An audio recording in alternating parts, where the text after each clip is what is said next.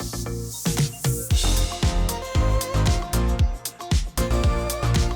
right, well, why don't we get started? Welcome, Trailblazers. How's the event going for everybody? Isn't it great? I've had a great time. I've learned a ton. So glad everybody would come and join this session on the Salesforce ecosystem. And I hope you walk away with a few valuable nuggets that maybe you didn't know before. So first, wouldn't be a Salesforce-led presentation without this, and enough said on that. What I really want to do is thank our sponsors, as we've done all the event. Without it, this event would not be possible. So let me introduce myself. My name is David Prinster. I'm a partner manager at Salesforce. I've been here for a little over 2 years.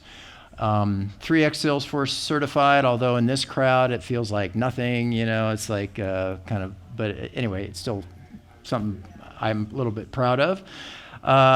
Most of my career I've spent in various roles with other technology companies, developing partnerships of all different kinds, whether it's kind of sales, marketing, operational, what have you. I do have a side gig as well. I teach at University of Colorado in Boulder. I teach a class on technologies for sales and marketing professionals. So as you can imagine, Salesforce is mentioned there a few times. And what I do for fun, I love hiking, cycling, and skiing in the wintertime, and that's me on the left there with two of my partners who are also at this event, Gallstonberg with Revenue Grid. That was actually at the Snowforce event. That's why I'm sharing it here, which is in Salt Lake in March timeframe. So that's also a great dreaming event if you've never been. So that's a little bit about me. I'm gonna take you on a quick journey of some what I call the 7 treasures of the Salesforce ecosystem. I think there's a lot of incredible value out there that you're probably aware of a lot of it, but maybe there's some nuggets that you're not so much aware of. So the first one is the App Exchange. Now we all know what the App Exchange is. That's not like a new thing. But it is our window into our ecosystem. It's where you can find thousands of apps and services, hundreds of free apps, by the way, in case you weren't aware. There's a lot of good free stuff out there. Our research indicates that over 90% of our customers have at least one Salesforce application. I don't know if you guys can kind of attest to that. So pretty much every customer out there has at least one app installed. Millions of installs out there. What you might not be aware of, and depending on when you've been to the App Exchange lately, there's been a real enhancement to the user interface this year. I know a lot of people don't necessarily spend every day or every week looking at the App Exchange like I do. So if you haven't seen it lately, go to appexchange.salesforce.com. There's an enhanced homepage, which really is a much better user experience. Next-gen search capabilities that really allow you to filter in and hone in on what you're looking for. I even kind of use it as kind of a substitute for LinkedIn in a lot of ways. I'll explain that more in a bit. You can do different types of search, and it can allow you to create collections, and it can also serve up recommendations for you. And then the listings themselves are really updated as well. There's greater pricing transparency. There's things that are becoming more popular like test drives. If you haven't seen, a lot of our partners are now doing test drives on their listings, so you can click on just the test drive button, and it'll take you to a read-only org, and you can kind of really kind of get touch and feel their application real time. So a lot of great things out there. Again, appexchange.salesforce.com. And it's probably something also we're saying about the importance of our ecosystem. This is actually some data from a research paper that we funded, but it was by a third-party company to basically kind of validate a lot of the value that our customers get from our ecosystem, whether it's improved operations, decreased expenses, and so forth. And that research study can also be found on the App Exchange. Now, the next stop on our journey is where a lot of what you're gonna find on the App Exchange, and these are ISVs. Any ISVs in the audience? Few, yep. So ISV stands for Independent Software Vendor. These are companies that make software that build on top of Salesforce. Most of our sponsors today are ISVs. There's some 5,000 ISV partners out there, 8,000 plus ready to install apps because many of our partners have multiple listings. And really what they do, these are super important to our ecosystem. And this is kind of where my job is at Salesforce. I manage ISV partners. And it's important because they enhance the value of Salesforce, right? As much as some people at Salesforce would love to think and say that, we can do everything and, we can customize and basically give you any kind of functionality you need, that's not always true. Or it would come at a cost, right? Customization can be very costly, whereas our ISV partners have created these functions, these apps already, right? So you can just plug and play, in most cases, some very useful functionality. Now, one little bit you may not be aware of, unless you're an ISV, is that every paid listing, every ISV who has a paid listing on the App Exchange has to go through a very rigorous security review. And it's kind of a very high bar that every one of those partners has to go through. Frankly, most of them don't pass in the first try. And that's more of a testament to our rigor than anything else. But it's just something that you should know that it should give you a lot of trust in those applications that are out there. And again, there's some links down there if you want to find out more about what it takes to become a partner, the partner program, and that sort of thing. And there's a number of different types of apps out there. They can be kind of full, sort of end-to-end types of apps or components or flows or what have you. So a lot of different things that you can find out there. So again, I encourage you to go check it out on the App Exchange. Now, I'm going to now kind of talk about a special unique kind of ISV partner called OEMs. Any OEMs here in the audience? Little more unique. OEM kind of goes back to the technology hardware days where companies would white label somebody else's product and sell it under a different name. That's kind of what OEMs do, right? So these are ISV partners that have a managed package that comes with a Salesforce platform license. So you can install their application standalone. It can run as a standalone org, whereas an ISV, the one I just talked about, they have to be installed into an existing Salesforce org. Okay, so OEMs come with a platform license. They can be run standalone. They also, as an OEM, you have dozens of Salesforce products that you can also sell along with your managed package. So things like CRM analytics, maps, all kinds of products as well. Now, what's kind of unique, what I think is cool about OEMs, is they really, in most cases, they've created an OEM package because what they've done is they've really targeted a specific industry or a specific type of use case. And I'll give you an example. I actually have a partner that's an OEM partner. They have created a custom CRM built on Salesforce, of course, but it's a custom CRM for John Deere dealerships.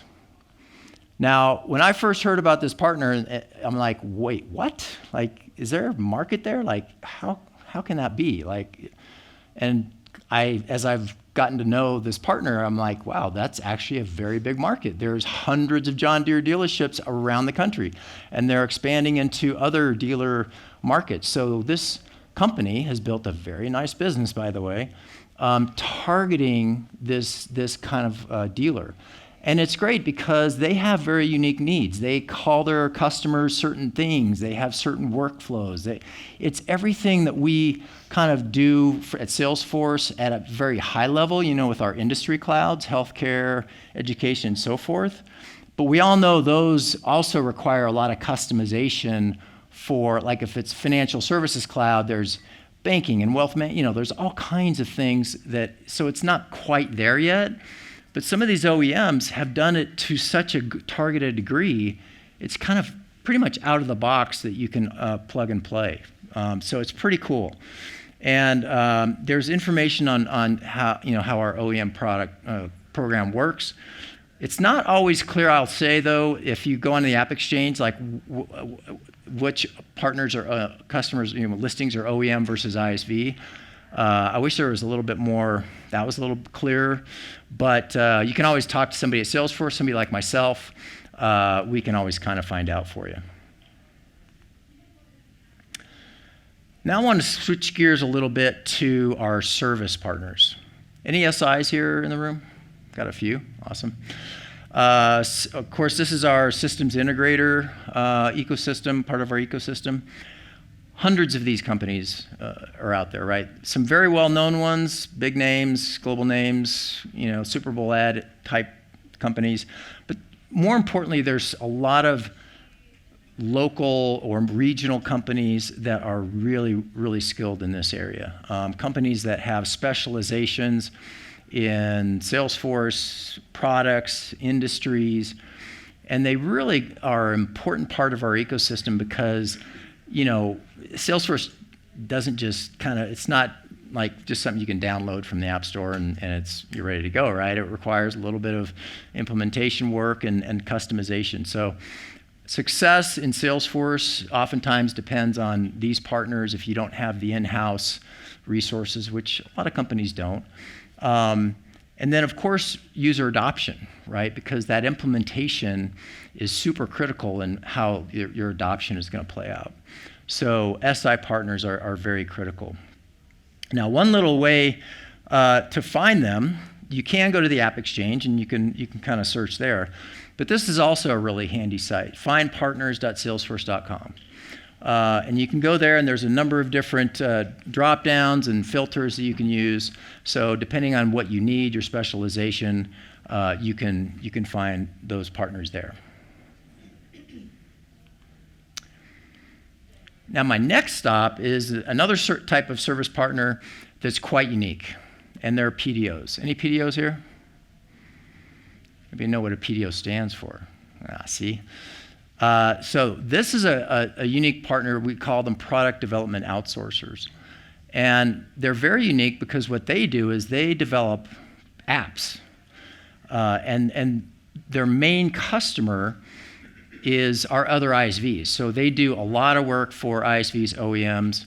A lot of the listings on the App Exchange are either created by, touched by, or influenced by a PDO partner, not, at least a good amount of them. Some entrepreneurs may have a good idea for a new app, but they don't have the technical skills or the wherewithal, so they might employ a PDO partner to get a minimum viable product.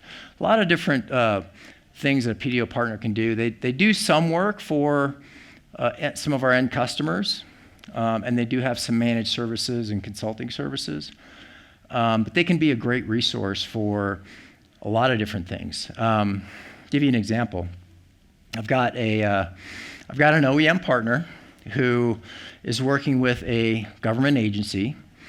That government agency wants to create an integration with a government data source, right? The agency doesn't have the resources. The partner doesn't have the available resources at this time because they're all committed. So we're employing a PDO partner to do that integration work. And they're going to create it as a managed package that we can that agency and that partner can then take to other agencies and tap into that government data source. So really highly technical, highly specialized development companies. Again, there's more information on some of that, but to find them, again, same site, findpartners.salesforce.com. And here you go under service expertise, and you can select PDO App Exchange. And you can find a whole host of those types of companies there. Now, the next stop, this is my personal favorite. And this is career opportunities in the ecosystem. And I know a lot of that's been talked about, I think, here and there throughout the conference, and I think it's a very important thing. I mean, I love this sort of aspect of our ecosystem because this is where you see the great stories, the inspiring stories of people who were on some career path that they hated and they pivoted to Salesforce and now they love what they do, or the accidental admins or whatever. I mean, there's probably a dozen amazing stories just in this room, right? And we've seen some of the numbers that Salesforce has out there, 9+ million jobs by the end of 2026, thousands of companies. That's one thing I want to sort of emphasize here. It's not just Salesforce hiring, and it's not just companies that are using Salesforce. It's everybody. It's all the companies in our ecosystem. So it's the ISVs, it's the OEMs, it's the PDOs, it's the SI partners. They're all out there, and they need great Salesforce talent, right? The people that you see here. And not even just that. I mean, they even need people like me that manage partnerships and some of these other functions that are maybe not as well known. So a lot of different types of opportunities. I actually use the App Exchange as kind of a search tool when it comes to sort of career opportunities. I'll give you an example. One of my students at CU Boulder asked me one time for some career advice. And I said, well, what do you like? What gets you excited, right?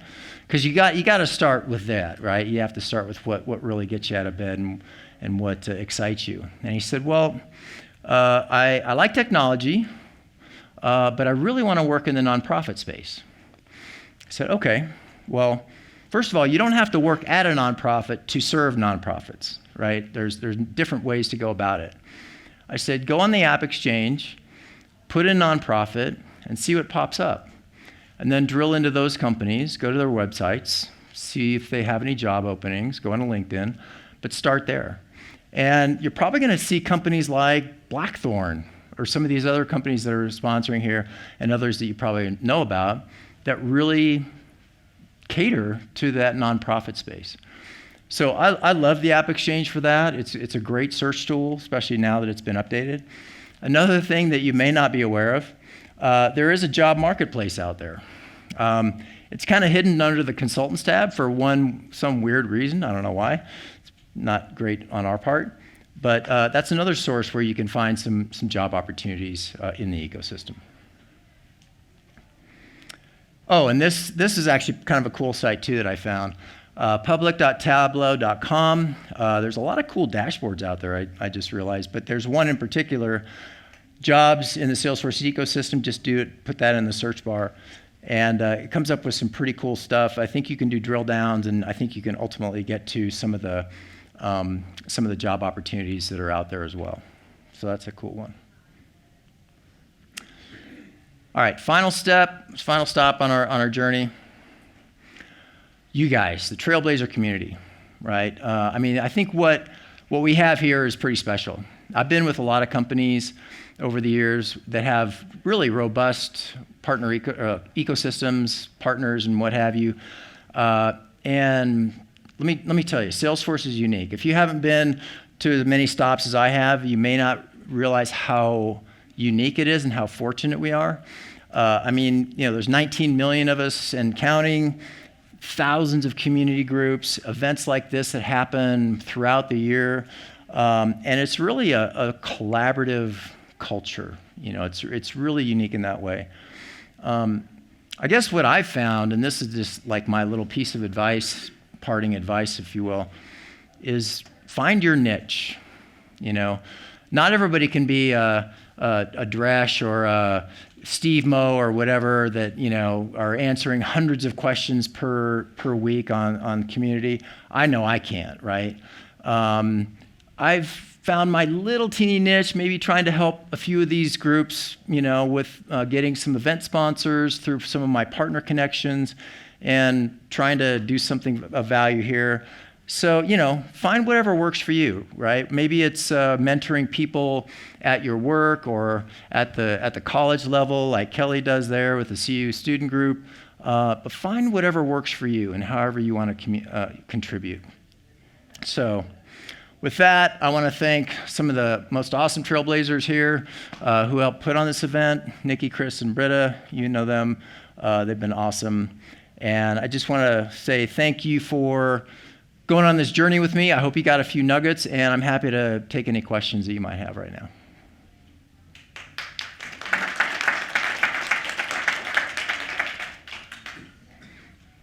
Any questions?